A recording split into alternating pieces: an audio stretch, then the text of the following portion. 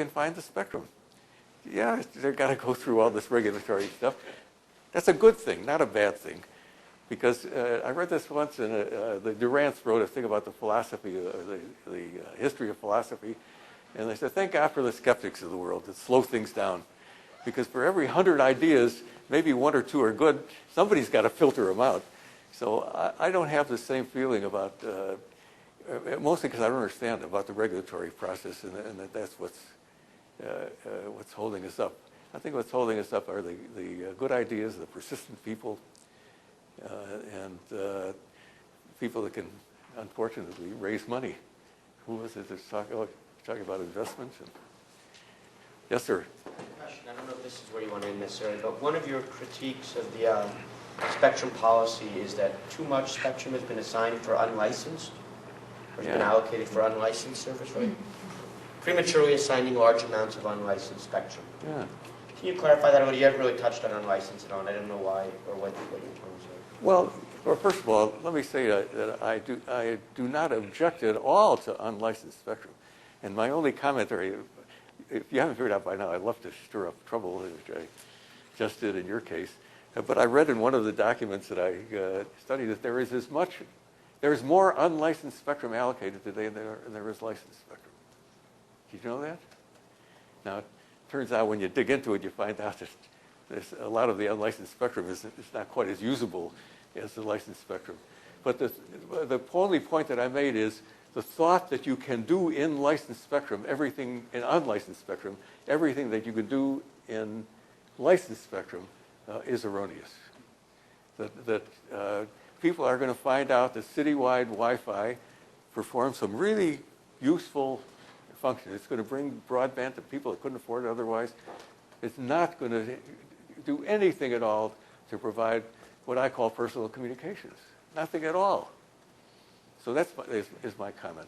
And forgive me for exaggerating by talking about too much, but it's certainly the thought that assigning unlicensed spectrum is going to solve the future problems for personal communications is erroneous. We just don't know how to do that now. Wi-Fi, the thing that makes Wi-Fi spectrally efficient is the fact that it's highly constrained.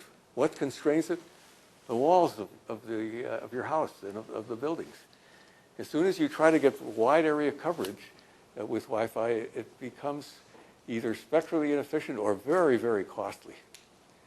I mean, to really get good coverage in a city, I'm not talking about what Earthling is doing, or proposing to do in Google in San Francisco, or what Earthling's going to do in Houston, because I really support what they're doing. I think it's an excellent thing.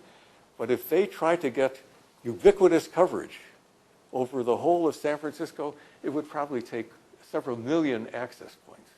Nobody could afford to do it. And each one of those access points, one way or another, has to have backhaul. It's just not economic. So does that make sense to you? Tom wanted me to tell you about Jitterbug, so I'm going to do that. My wife, who I'm extremely fond of, it was totally unnecessary for me to say that, who is very bright, has been concerned for many years about what she refers to as unserved constituencies. Back to what this gentleman experienced in the store, we're trying to build a universal device. And one of the constituencies that she identified was technophobes. Technophobe people, technophobes tend to be older. Let's see, we have a few ladies here. They tend to be more feminine than masculine, but I'm not making.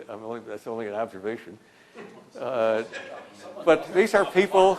These are people who, when they make a phone call, would like to have a device that makes a phone call, and like to do it simply and not have to figure out how the device works and what the technology is. My opinion, these people are right, and all the rest of us are wrong. My definition of good technology is invisible technology. But Bill Gates changed all that. He's trying to make us all engineers. So anyway, Arlene invented a phone. My wife's name is Arlene Harris. This phone's called the Jitterbug. This is not a phone. It is a service. This service is available in the United States and Canada, most of North America. Now, the phone itself, if you look at it, take off your glasses. You can read it without glasses. When you put it on your ear, it fits right on your ear, so you don't have to jiggle up and down to find the right space. Every button on this phone is what it says it is. No menus buried underneath. There's a yes, no, and a button, no button. Never fly. This thing, it asks you questions. Very confusing, Marty. When you push the O button, the operator, if this is Tom's mother, the operator says, yes, Mrs. Hazlitt, what can I do for you? And You mean a person? his mother will say, get Tom on the phone. Get my doctor. The operator will have the profile of the person and will make the call. And most important about the jitterbug, first of all, it is low cost. And any of you are interested, I know there's no technophobes in this room for sure, but your parents are. So go to jitterbug.com. You can buy a phone for them.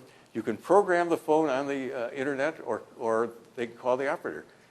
Tell the operator what phones you want on your phone book on this thing, and the next time you pick up the phone, you pick up the phone and say, Tom, and the thing will call. Oh, by the way, I just put it up to my ear. Guess what I heard?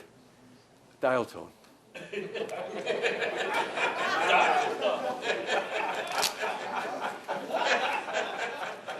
You guys have really been great, and I do appreciate your patience. Thank you very much.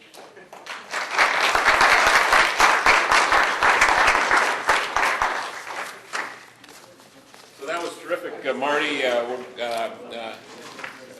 I've seen, by the way, I've seen the TV ads for Jitterbug. Maybe some of you have seen them as well. They're very good ads. I had no idea that this was Marty's and Marty's wife's company. And I think you ought to make note of that, because there are many people like myself, I'm sure, out there that would be more inclined to buy the product if they knew Jitterbug.com. the excellent backing of this great new idea. Anyway, delighted to have your talk. This is going to be posted online, the PowerPoints, the talk itself, and then the actual video. Outside right here we have get-together reception, and come and say hi to Marty Cooper. Thank you.